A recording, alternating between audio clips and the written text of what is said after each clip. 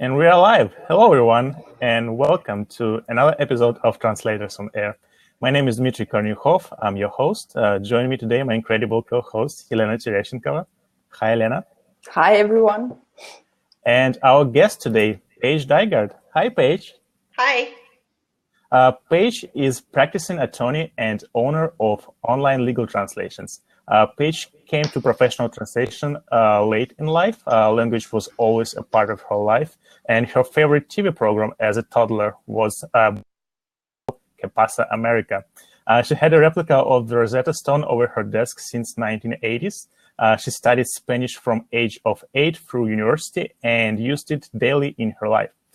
Paige began using her language skills to perform Spanish and Italian translations on the fly in her daily work as a corporate attorney for various multinational companies. Starting in the year 2000, Paige began providing professional translation for other and on a professional basis.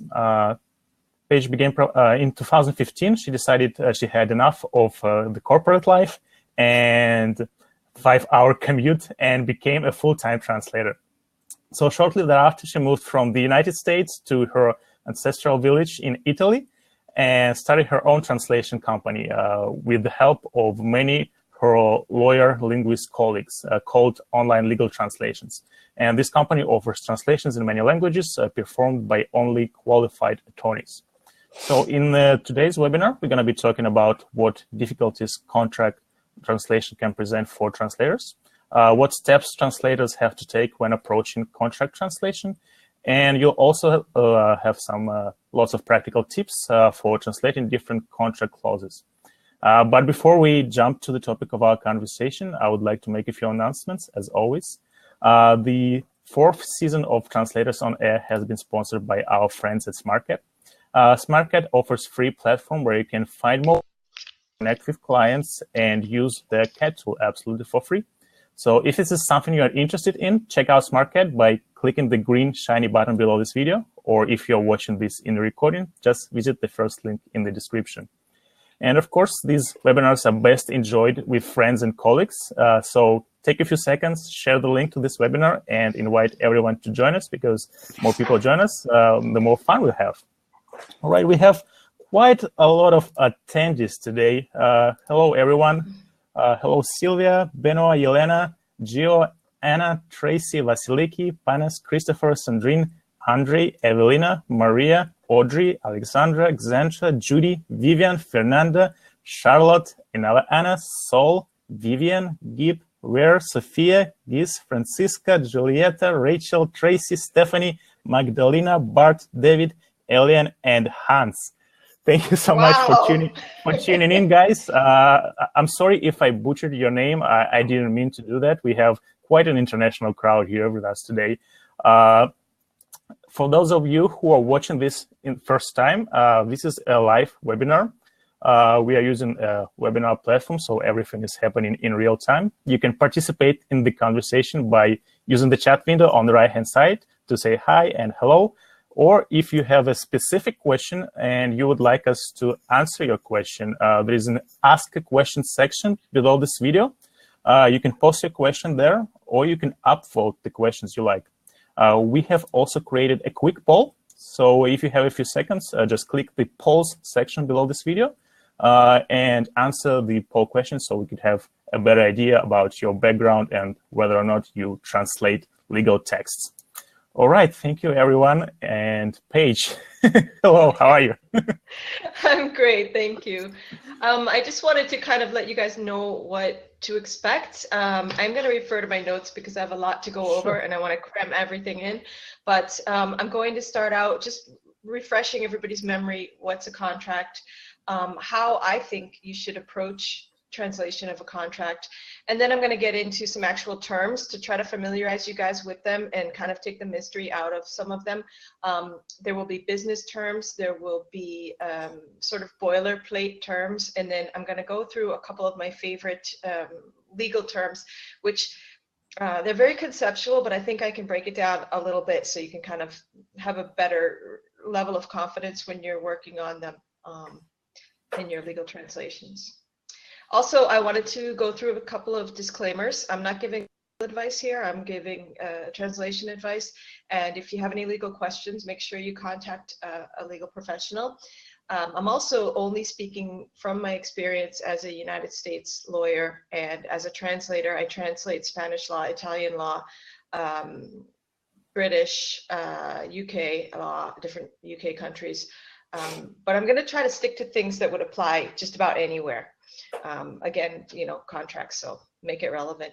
And lastly, I'm going to be talking about business to business contracts mainly, because that's the most common kind. And when you bring consumers as opposed to businesses into the picture, it's a whole other story, because there are consumer protections. It's not really a level playing field. When you have two businesses, you can pretty much contract for anything you want that's legal. So that's kind of where I'm coming from, just to keep it kind of mainstream. Also, I wanted to go over a couple of common translation myths and misconceptions. One of the funny ones is that lawyers used to charge by the word, and that's why a lot of our contracts will say things like we'll repeat a concept over and over, like it shall be forbidden to destroy, deface, ruin, damage something. We didn't ever charge by the word, as far as I know, but I have to laugh a little bit because there's another profession that charges by the word, and there's nothing wrong with that. Another issue is that people think that lawyers make contracts complicated and hard and confusing on purpose to maintain job security, but that's not the case at all. And in a moment, I'll explain more of that. I would have to say people's behavior gets them in trouble. It's not the contracts that get them in trouble. Now, one of the reasons, going back to that language, you see the same language over and over and over again in contracts, is not because lawyers are plagiarists or we're not imaginative. It's because this language has been proven over years and through court cases this works, and there's a consensus among lawyers and the legal profession as to exactly what this means. So another interesting thing is you rarely see a copyright on a contract. We copy each other. We want to copy each other. We want the language to be familiar so that everybody's on the same page. And I guess we got like a three-way pun there with Paige and Paige. Anyway, everybody's on the same page, and you don't even have to discuss, well, what does that mean? In the legal profession, like, we all know what it means. And if there's any doubt, you go to the court case and you find out, or you go to the statute and you find out. So that's why you see the same thing over and over again. And in a way, that's a good thing, because there's a lot of repetition. So when you're translating, it's very easy to become familiar with these types of phrases.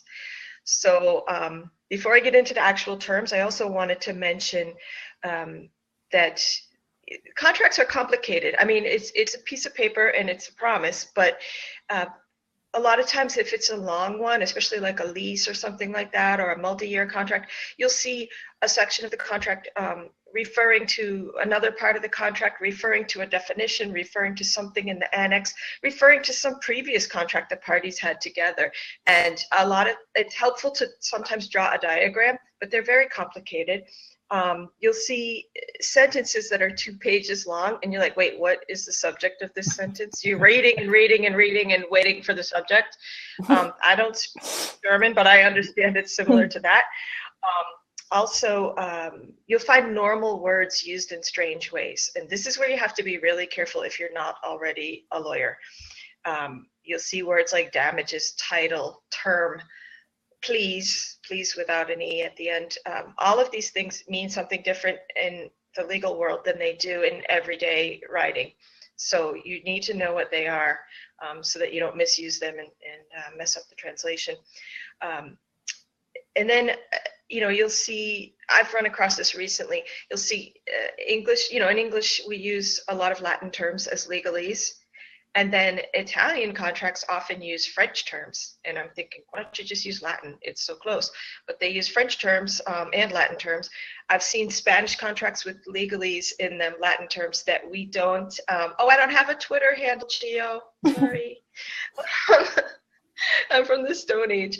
That we have in Spanish, they'll use Latin terms that are not used in English. So you have to be really careful. Don't assume anything. And it's kind of fun because you'll get a new term in italics, or, you think, wait, I'm doing Italian. That doesn't really look like Italian. What is that? Okay, it's Latin.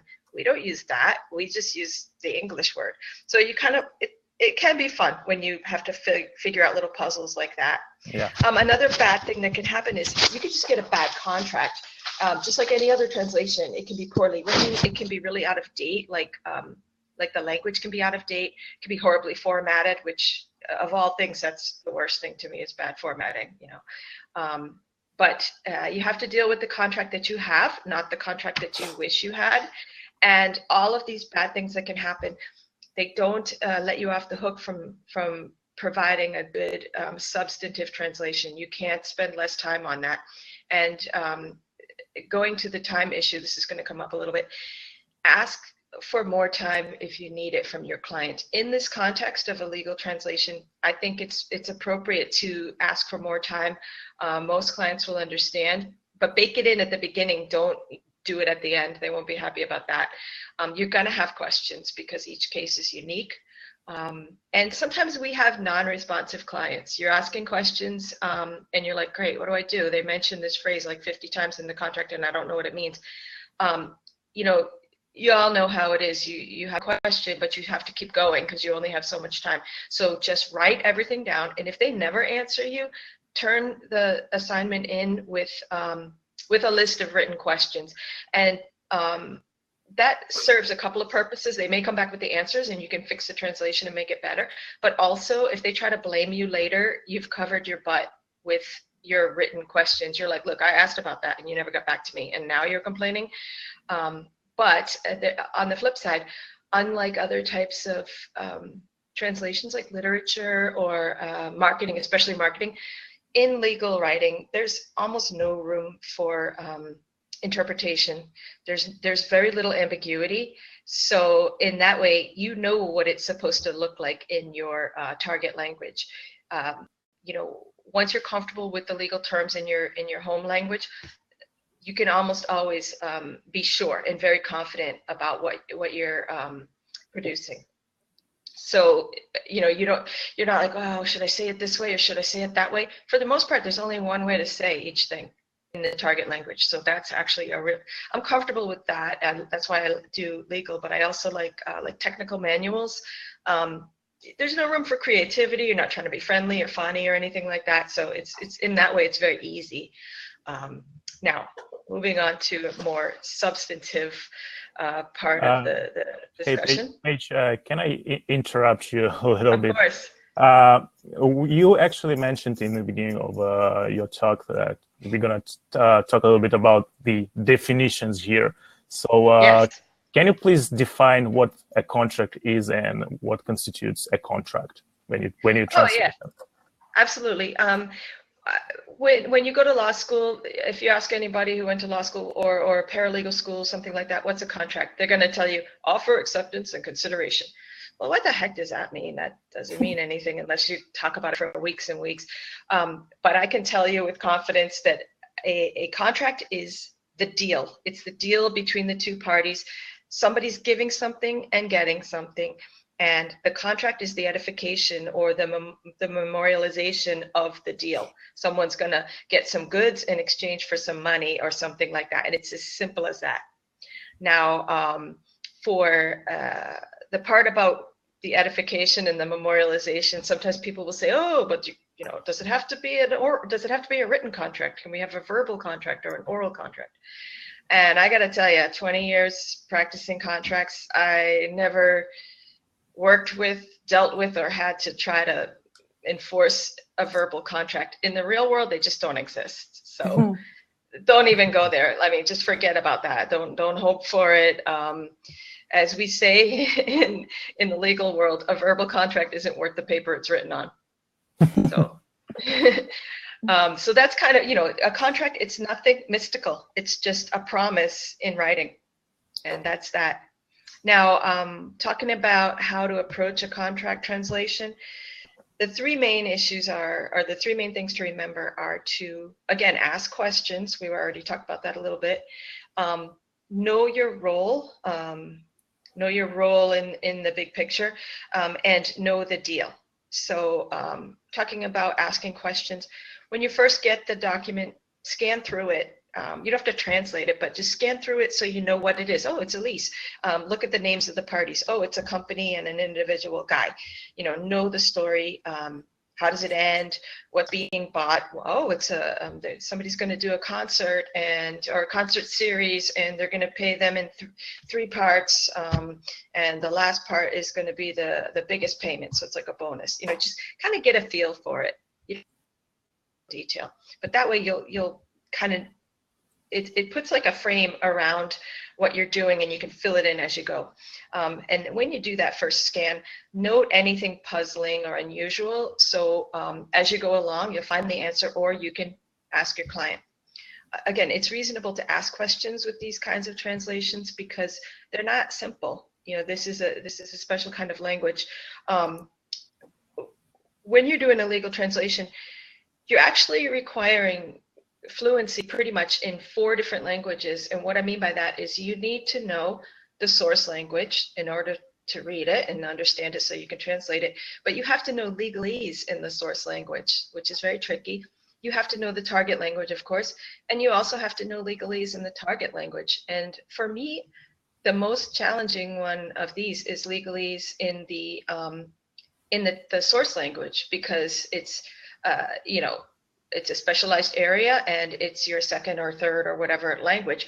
So I still consider myself a beginner there. I mean, I'm not an Italian lawyer or a Spanish lawyer. I have to go through these things very, very carefully, look for consensus, ask around, research. My suggestion is that you research, you collect really good translation memories, and you collect a lot of good sources that you can just have on your computer that you just keep looking at whenever you need them. That ask your colleagues for help, ask for a second opinion, and talk to the client. But really reach out and help each other, and be there to help each other as well. If you know a lawyer from the country that you're dealing with, another translator especially, that's really good. Ask them, what does this mean? How would you say this? Does this look funny? Do we usually say it this way? And I don't know, I like helping people, and a lot of people have helped me. So I think, mostly that's the way we are as translators. I don't think any of us are really worried about competition. So don't be shy. Now, I mentioned knowing your role in a translation, and I just want to go over this quickly. This is something that happens, especially if you're a lawyer and you're doing translations. It's very difficult to not cross the line into a substantive review of the document, the case. You're going to want to try to improve it and fix it. Even if you're a lawyer, though, you're not the lawyer on this matter. The end client hasn't hired you to work on their case. They don't even know you. You might not be licensed in that jurisdiction, and not to put too fine a point on it, but don't get tangled up in practicing law without a license, because you can go to jail for that. It's similar for paralegals or lawyers that are working but not in a lawyer role, to avoid giving legal advice and giving a legal opinion. It's very, very difficult, because you may see the same type, you may be a paralegal and see the same type of case over and over again. And you may want to go, oh yeah, well, chances are you'll only have to pay a fine. But if you're not a lawyer on that case, you aren't allowed to say that, even if you absolutely know it as a paralegal who's done hundreds of them. So it's just, if you're already in the legal profession and you're doing these, don't get caught up and don't get giving advice or opinions or anything like that. I've had to stop myself from fixing the language in the contract and like, oh, no, okay, I'm translating. I'm not, I'm like, oh, you should say reasonable before that. Whoops, take it out. So you just relax and be a translator. You just, talk about meaning, wording, punctuation, but you don't want to introduce, you don't want to say to your client, who's likely a lawyer, hey, are you sure you want to introduce this case? I think it's a bad example. You have to assume they know exactly what they're doing, and you don't want to waste their time questioning their legal reasoning. They wouldn't like that. The other thing is I kind of touched on this before, but all legal language is awkward. Don't try to fix it. If you're not used to this, I suggest reading a bunch of contracts just so you can get a feel for them. But don't try to change anything or fix it.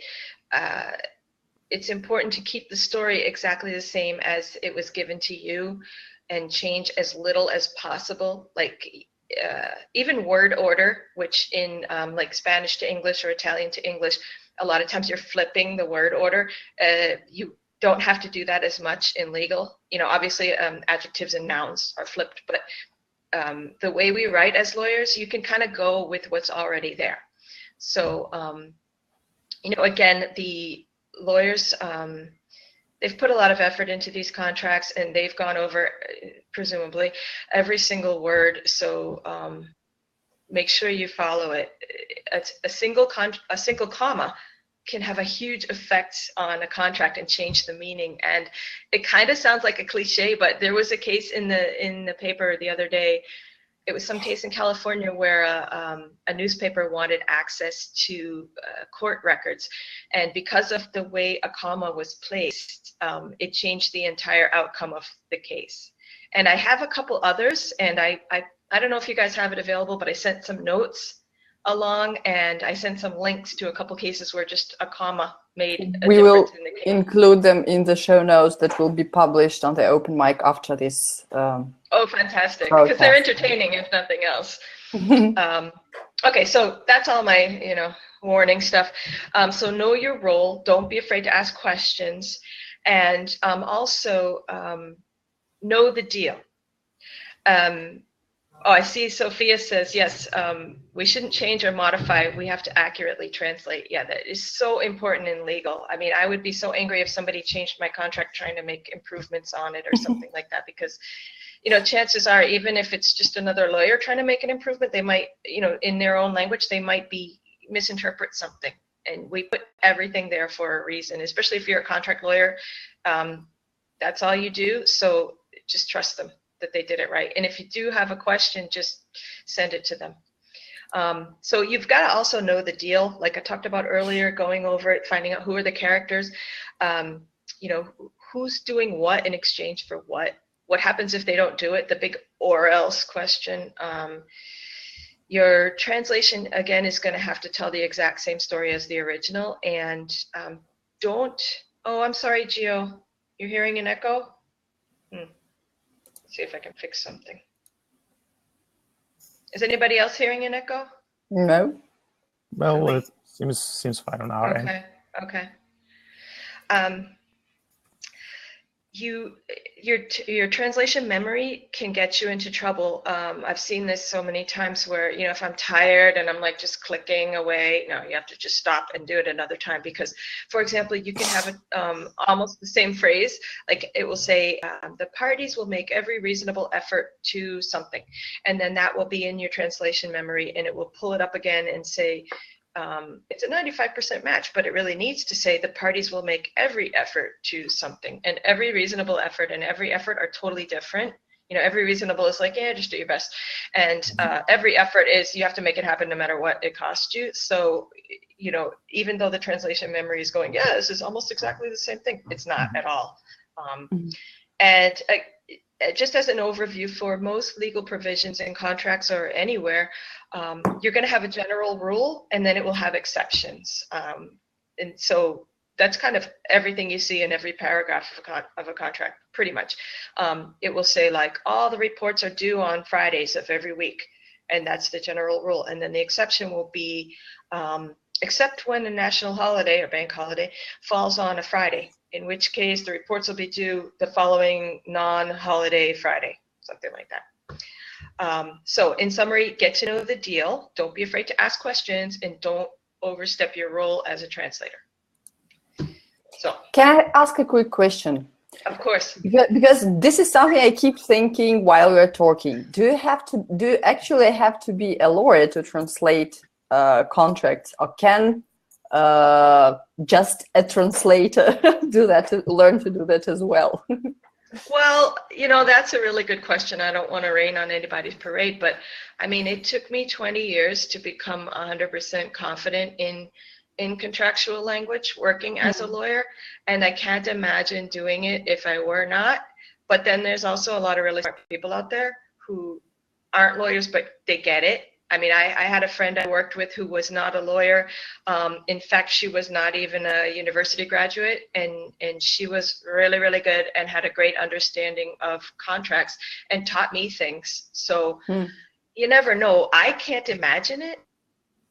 And if I were a lawyer working in a firm, I wouldn't hire someone who wasn't a lawyer to do my translations, because I'd say, there's no possible way they can get it. But again, there's a lot of really smart people out there, and I've seen it with my own eyes. So if you feel confident, I would say go for it. If you're not confident, I think you can build that knowledge. You don't have to try the case or anything like that. I think in the context of learning contractual language, it's possible. Mm-hmm. Okay. So that's kind of where I stand.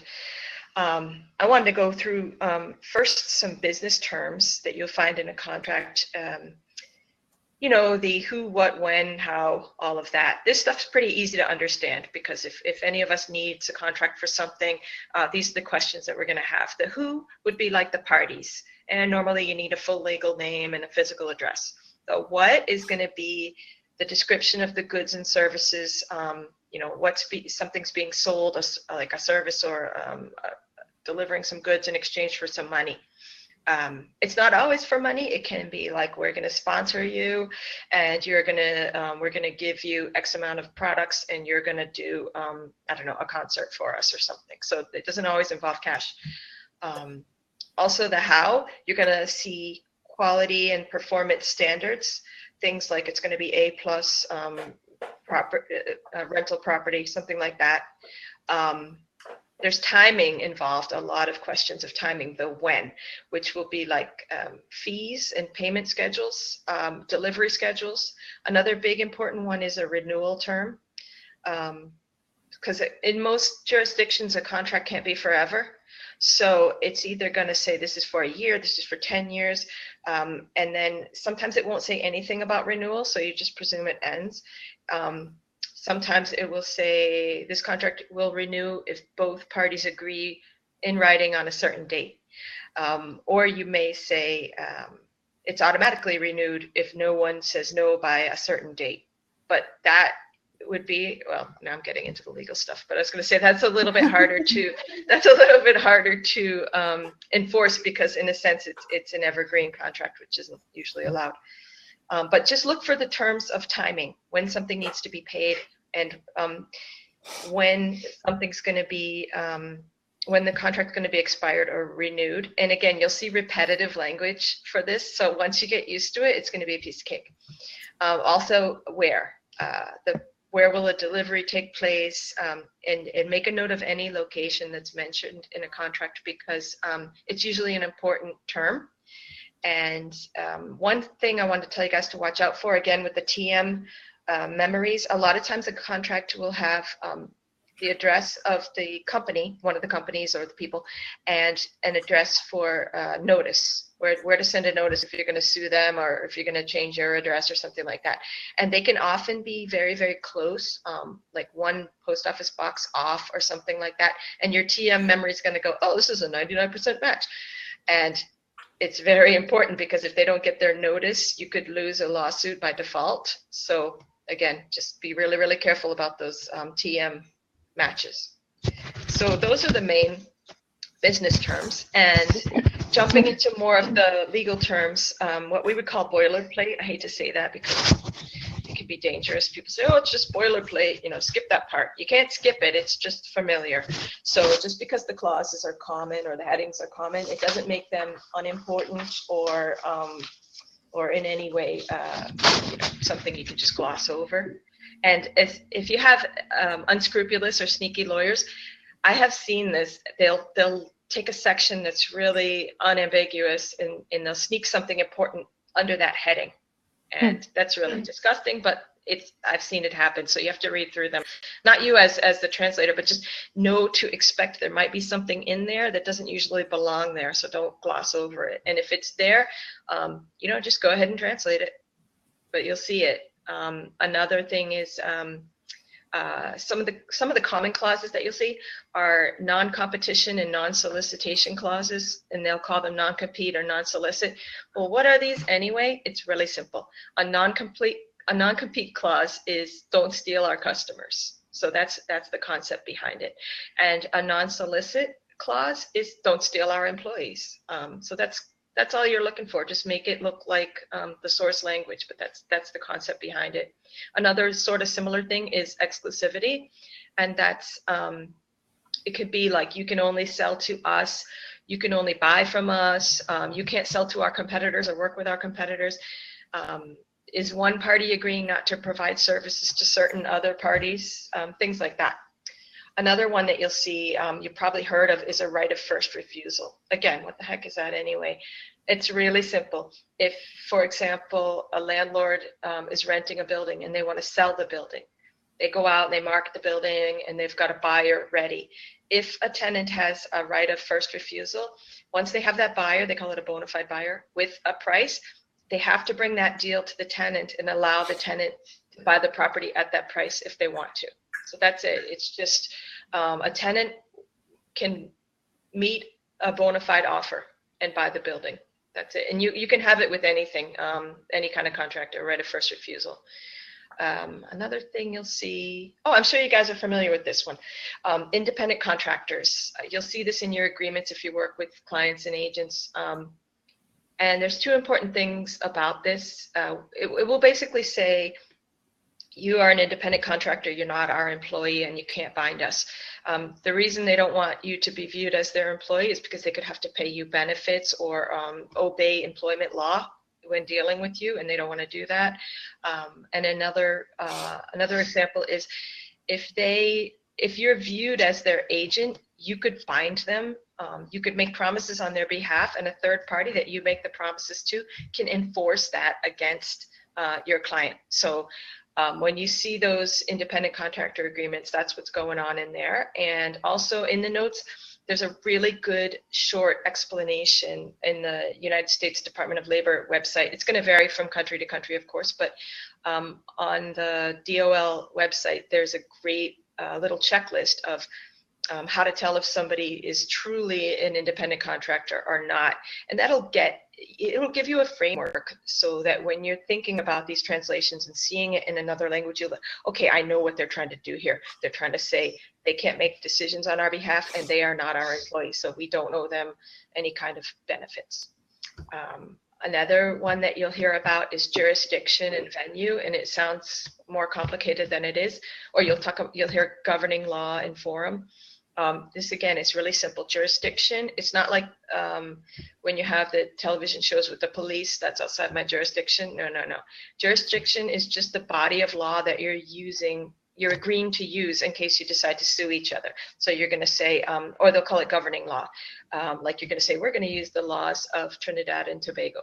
We're going to use the federal laws of the United States. We're going to use state laws of California in the United States, whatever it is. Now, venue, on the other hand, is, that was jurisdiction. This is venue, is just a geographical place. So we're going to use federal law and we're going to sue each other in the federal courts of the Southern District of Florida. Or we're going to use state law for the state of Florida and we're going to sue each other in Miami-Dade County, Florida. So again, venue is just geographical. And also, it might look like a mistake or something, but often neither party has a connection to the state where they want to sue each other. It could be like if you're a company that deals with consumers, California is a very consumer-friendly state, so you don't want to have any of your litigation happen in California because they hate companies and they love consumers. In New York, it's a very well-developed commercial law and it's fair, so people like to sue each other in New York, except it's really expensive, so you might want to switch to another state that has really well-developed consumer law like Delaware or Massachusetts. Not that this is like important, but it just gives you guys an idea of why these things are, where they're coming from, and what to look for. And that, okay, why? Okay, this company's in California, this one's in Michigan. Why are they suing each other in the Bahamas? You know, something like that. You can pick a place that isn't where one of you is located. Another one is arbitration or mediation. The idea behind this is you want to, the government, it makes people work out their differences outside of formal court, and that saves the government, i.e. the taxpayers, money.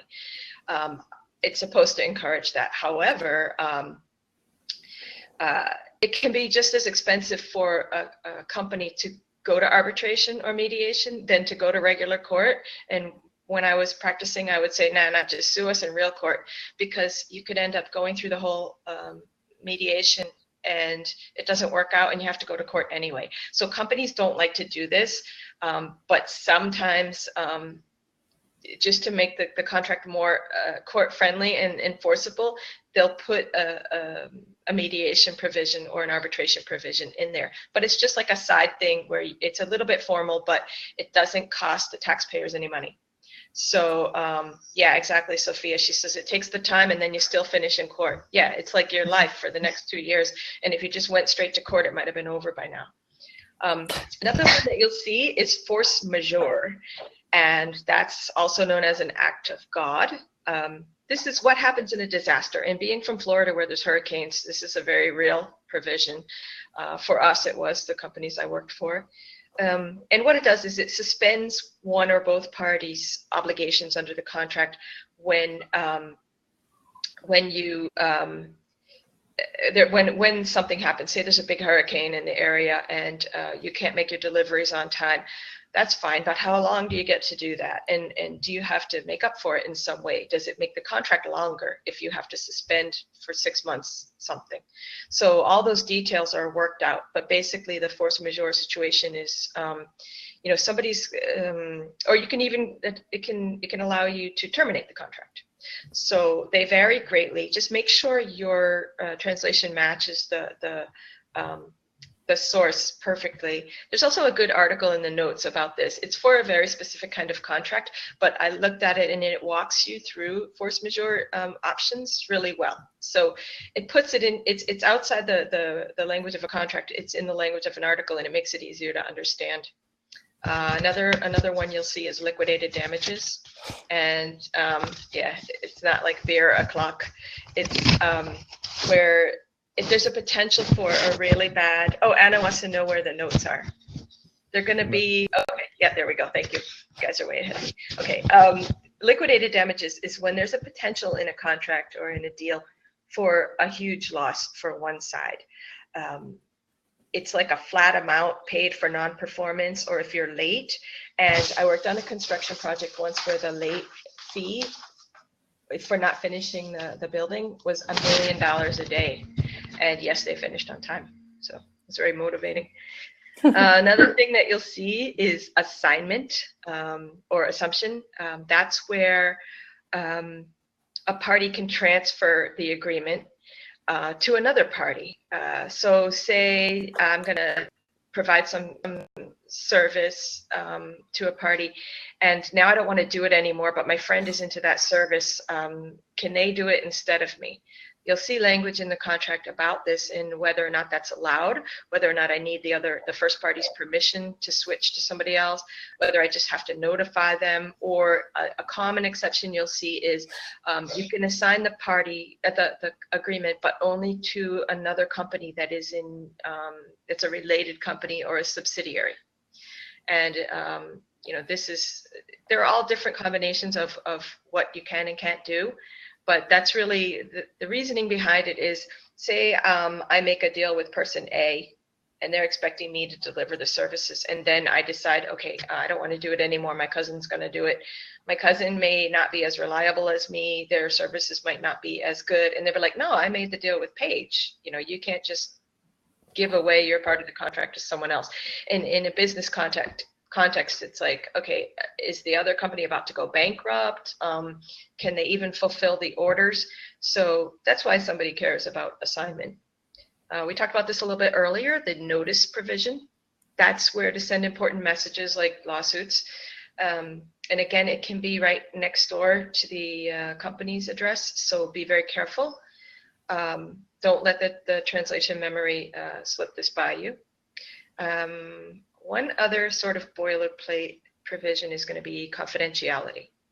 And you'll see these in your contracts with clients too. But basically, it's where the lawyers are protecting their clients' material. and also where they're limiting their obligations to do things. Is the confidentiality provision reciprocal? Does it cover everything? Does it cover only things marked confidential? I've got like 4 more things I want to cover, and I'm going to go kind of fast because I know we're tight on time, but these are the legal terms. First off is insurance, and that may not sound too intimidating, but it's really important. It's where the parties put in their contract, they're requiring the other party to have certain types of insurance. That way, if a party fails to perform and they have no money, the first party can still recover. So this is like a dialect within a language. I know we talked about the 4 types of languages. You've got the source language, you got legalese in the source language, legalese in the target language. This is like a dialect in both of the legalese. There are really weird words and phrases regarding insurance. And for example, Microsoft Word, it hates insurance terminology. It will tell you you're wrong, and you're like, wait, I think that's right. Like one of the words is insureds, which means more than one insured person. Leave the insurance lingo alone. And if you need to, ask your client. But I'm gonna, I've put in the notes my 2 favorite glossaries. I've used them for, again, 20 years as a translator, and I've used them as a lawyer. Lloyd's of London website has a really great glossary, and the III in the United States, the Insurance Information Institute, also has an excellent glossary. And incidentally, these 2 countries, even though we share a language, our insurance terminology is quite different. So if you're doing something and you get to the insurance part and it's not in your, if you do UK and you're from the US, or you're doing US and you're from the UK, make sure you're really careful, because insurance is really, really different insurance language. Okay, another thing you'll see is reps and warranties, or representations and warranties. And it's like, what the heck is that? It's, again, pretty simple. I don't know, sometimes these things sound so intimidating, but there's an easy explanation for most of them. Representations, the way to remember it is they're about the past all the way up to the present. It's like what you're representing at the time of the contract. For example, you're going to sell a house. You are the owner of the house and you have the right to sell it. It's as simple as that. And warranties are about the present and the future.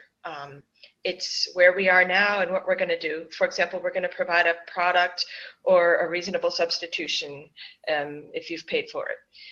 Do not confuse this kind of warranty with a product warranty. Like our product is going to unclog your sink, or else you get 100% of your money back. That's a completely different thing in a completely different area of the law. A warranty is just saying what we're promising we're going to do, or our product will do, or whatever.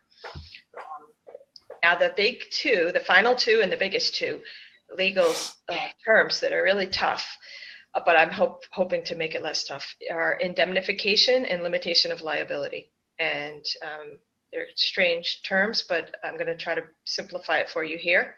In indemnification, one party, like party A, is agreeing to step into the shoes of the other party, party B, and they will pay for damages to third parties or damages to party B itself that A causes. Now, sometimes party B can say, oh, I even want you to pay for damages I cause. You'll actually see that in leases. And if the other party is smart, excuse me, they'll try to get rid of it, but a lot of people just don't read contracts and sign them. So you could end up paying for damages somebody else caused, and you've agreed to it. Now, some parties will try to shift all liability to the other party. It will say like all losses, damage, etc., arising out of the agreement or arising directly out of the agreement. And again, that's really, really broad. And you'll see different variations of that, but it's really, really important to mimic your source document. You know, you'll see lots and lots of these phrases mixed around in different variations, but if you mess up any other part of the contract, it's better to do that than this part, because this can make a huge difference. It can like decide who's going to pay for all the damages, and if you just switch 2 words wrong, it could cause huge problems. So again, it's one party stepping into the shoes of the other party to pay for damages caused by somebody, either party, a third party, doesn't matter. And then lastly, the big one, limitation of liability. Sometimes they call it cap on liability. It's all the stuff we talked about already, all the normal responsibility for each party is in place under the law, under the indemnification, whatever they agreed to there. The other clauses in the contract. This is a special section where it says, notwithstanding all of that, if we're still found at fault, we're only going to pay up to X dollars or nothing for certain types of damages. And it sounds really unfair, but in certain businesses, it's necessary in order to make useful services and products available and affordable.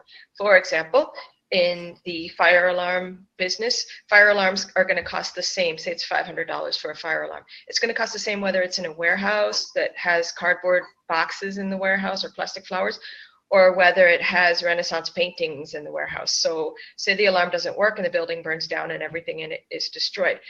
If we expected the fire alarm company to reimburse for the Renaissance paintings, then fire alarms would suddenly cost millions of dollars each. And we would be looking at them as like an insurer.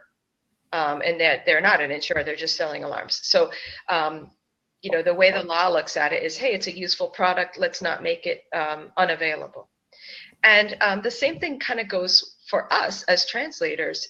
I'm not giving legal advice, but some translators, they limit their own liability in the contracts to the amount they were paid for the translation. You'll look at an agreement that you get, and it might say, if you mess up the translation, then you're going to be liable for any damages to anybody or costs. Again, not giving legal advice, but what I do is I limit that liability to the amount I was paid for the translation in question. Just saying. Otherwise, you could be held liable for financial losses related to that single comma in those articles, or any kind of translation mistake. And we just don't get paid enough for that. You know, we're not the insurance company for the lawyers. We'd have to charge 1 million times as much as we do to take on that kind of risk. So. All right, so I'm going to recap, and then we're going to open for questions real quick. Build in extra time for legal translations because they're special, they're complicated, they're difficult. Don't be afraid to ask questions. If you're familiarize yourself with the deal, you know, look at the story, and what does Bart say? Yep, exactly. I did one today and I changed it. He says he already declined contracts from several translation agencies who included such clauses. Yeah, definitely. Or try to get them to change it. It doesn't hurt to ask. Today I sent one back with exactly what I just said and said, hey, I made this change. And they were like, okay. So exactly. So, okay, sorry, back to recapping. Build in extra time. Familiarize yourself with the deal. If you have questions, talk to your client, and if they're not responsive, put it in writing and cover your butt. Make sure you know, this is something I really wanted to impart on you guys. Make sure you know what the most common legal terms mean in your target language, and then look for slight differences among them. And I strongly advise that you go to like Adams on contracts. That's in the notes, but this is a guy that breaks down contracts clauses in English. And I don't always agree with him philosophically, but we don't have to worry about that because we're just translators. He puts in normal language what this jargon is and what the different varieties of the same clause do. And I love his explanations. Also, I would continue to read and study contractual language patterns in both languages. And going back to what we were talking about before, if you're not a lawyer and you want to do this, I think it's possible to become a contracts expert without knowing all the other areas of the law. So I would go, there's another website called 1CLE, and it has endless copies of actual contracts that were filed with the U.S. Securities and Exchange Commission.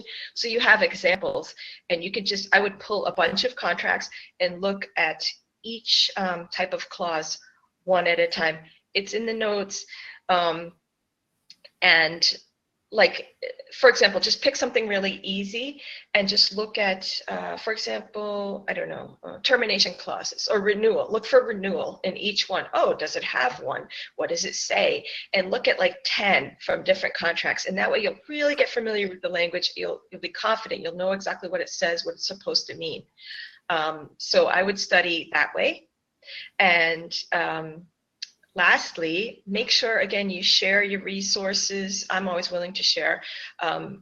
Reach out to your colleagues and help each other, because you know, it's sort of a lonely life, but in a way it's not, because we get to meet each other here. And oh, thank you, Sandra. And you know, help each other out, because the more you help people, you know, before you give that advice, you have to think it through and make sure you really understand it. So help each other out, share resources, and don't be afraid to ask questions. Now, I know I covered a lot today, so please reach out to me on Facebook Messenger or something like that if you have any questions. I'll be happy to answer them, or now with the time that we have left. Thank you so much, Paige. You're probably the first guest who has been talking for, I think, 50 minutes straight. So that's a new record. Well, we lawyers can talk. They sure do. We actually have quite a lot of questions from the audience. They've been kind of piling up during your talk. So I'm just going to start with the one at the top. Do you recommend taking the massive open online courses to learn more about different legal systems and legal terminology? I'm not sure about online courses.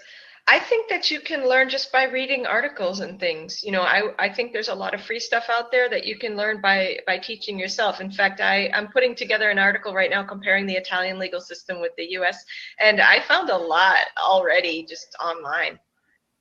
So before you go and take a formal course, I think it's okay to just do some research. Because with the internet, I mean, I started practicing before the internet existed, like with a typewriter. So I think you can find a lot. Great. So the next question is from Vasiliki. How can translators convince law firms that they are capable of doing the legal translation work? And what law professionals are looking for in translators? Okay, as a former client, I would say they want you to not waste their time. So be concise and not too many questions, not too wordy. No, sorry, I say ask questions, not too many questions. But so I would say just be concise and really business-like. You don't have to worry about being too friendly or anything like that. It's a different world. Now, as far as convincing them that you're good, I would say do some work and get recommendations from lawyers, because otherwise they're gonna, you know, I mean, I hate to admit this, but this is how we are. We have a superiority complex, and you know, we think, okay, they're not going to be any good because they're not a lawyer. Get a lawyer to recommend you. You know, if you have to do some volunteer work in order to make that happen, that's what I would do. Okay, our next question is from Gio. She's asking, regarding contracts between translators and agencies, who owns the copyright of the final product, the agency, the client, or the translator? How does the Berne Convention apply? Well, I think usually in your agreement with the client, you'll decide who owns the work product, and I don't really see any reason why a translator would want to own it. Maybe I'm missing something, but yeah, usually it's in your agreement, and yeah, again, I can't imagine the reason why you would want to own the product. Well, it probably depends on the type of work you do. Actually, yeah, if it's something creative, fine. But as far as contracts go, there's usually no copyright anyway, and there would be no reason why a translator would have any rights to that. If it's like marketing or something, it's probably a different story. But unfortunately, I don't know the answer to that one. Okay. Mm-hmm. The next question is from Hans. He's asking, when does one speak of an agreement rather than a contract? Oh, they're the same thing. Mm. Just be consistent. Be consistent. Okay. And another question is from Tracy. Is there a standard disclaimer you should use to say that your translation is not the official document to be used legally? That is a good question. I mean, I think that's probably understood. You should cover all that in your agreement contract with the client, you know, and it's up to like, if I were purchasing a translation, it would be up to me as a lawyer to say that to the other party. Mm-hmm. So you translators just have to stick to their role as translators in this case, right? Yeah, I don't think they need to get into who's liable for the agreement. Mm-hmm. Another question from Vasiliki. She's asking what to do when the lawyer trashes your translation and they take it. They change everything, and you see that instead of translation, they do interpretation of the contract from one language to the other, sometimes even making really basic mistakes. Yeah, that sounds like a nightmare. I don't know. I haven't had that happen, but you know, push back and say this is the translation, and now that's more of an interpretation change. If you'd like to change the source document and have me retranslate it, I can do that, but there'll be a cost. That's a really tough situation, because it's like they're changing what you've already done, and I would try to say to them as nicely as possible what you just explained. And you know, if they're making you do extra work, make sure you charge them for it. Explain it's a scope change. You're changing something now, and I'm happy to do it, but there's going to be an extra charge. That's the best you can do. Great. Another question is from Matthew. When it is obvious that the drafter of the agreement has made substantial or significant errors, referenced in terms that were not previously defined or parties not part of the agreement, do you highlight this and inform the client? Just like I said at the beginning, know your role. You're not the lawyer here. Assume they know what they're doing. There could be and probably is a very good reason for that.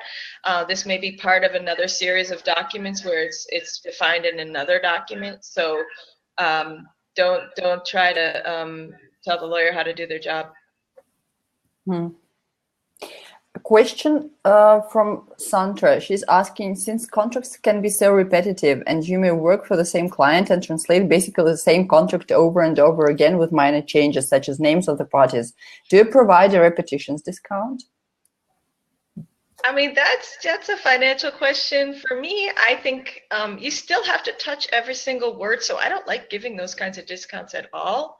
If you feel like, oh my gosh, I feel like I'm ripping off my really nice client, you may want to do that, and I get it, but I think that those easy parts sort of make up for the really, really hard parts. Yeah. And we have another question. So many questions, actually. Okay, I'm ready. As long as we have time, I'll keep talking. Another question is from Luz. Somebody told me you don't need to belong to ATA, for example, in the United States, if you make legal translations. Is that true? Yeah, in the United States, the translation profession is not really regulated at all. So you don't need to belong to anything. I don't belong to ATA.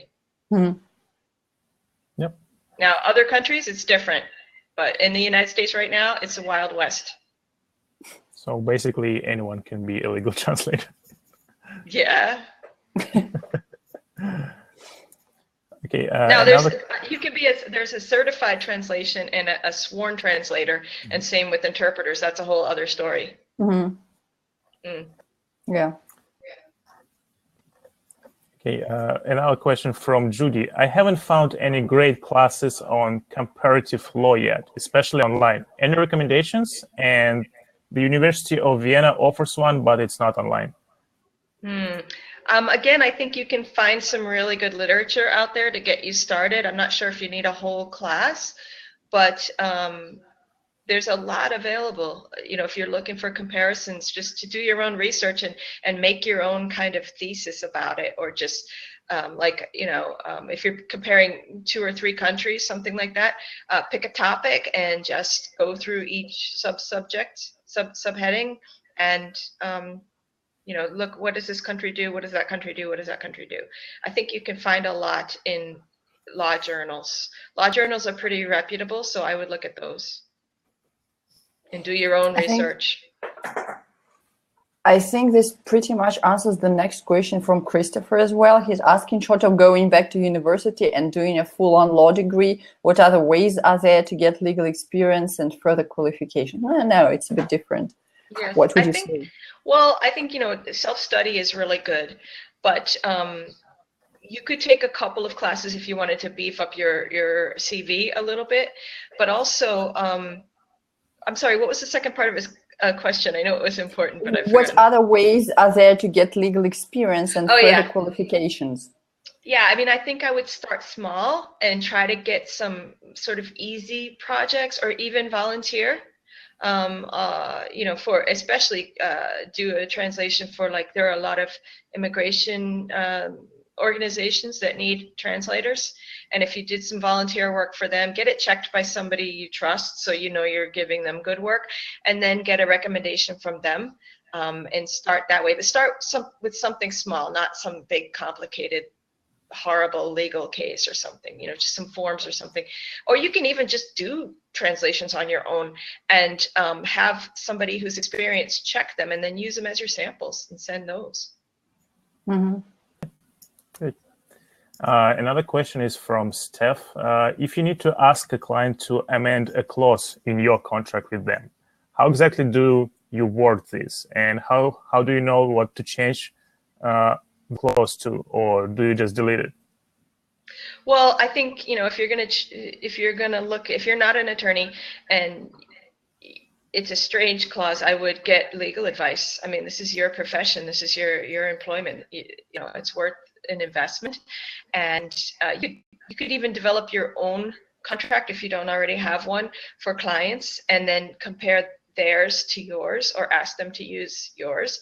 If it's a big company, they're generally going to want to use theirs, but then you can just hit the worst parts and change them. And you can do it diplomatically. You know, for the most part, they rely on people not touching their contract, and they'll even try to intimidate you and say, listen, if you want to do business with the big boys, you have to do this. But you can just say, hey, I've suggested a couple changes, I hope it's okay with you, and just redline it and send it back, also with a clean copy signed, meaning make it easy for them to accept it, you know. And so send it back with a red line copy, a clean copy signed, and say, hope this is okay, look forward to working soon. And just, you know, be positive about it, and don't be afraid to ask, because you have every right to ask. Yeah. If it's really bad, don't have them as a client. Yeah, that's an option too.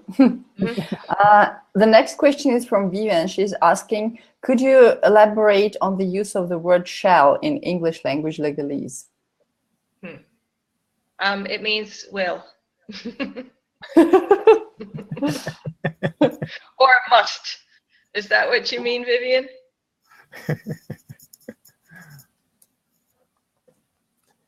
Oh, I don't know what Vivian was meaning by this question. And the last question, and I think it was kind of answered by Bart in the comments. The question is from Rachel. What actually is sworn interpreter and translator? What do they do? Okay, I want to back up to Vivian's first, and then I'll get to that one. She says, I had someone tell me it was different to will. Will is more like voluntary. You're going to do it yourself. But shall is like you have to, whether you want to or not. So that's probably a better explanation. And I'm so sorry, could you repeat the other question again? The question was from Rachel. She's asking, what actually is a sworn interpreter translator? What do they do? Oh, well, they have an exam, and maybe they go before the local court, and the court sort of, what's the word I'm looking for?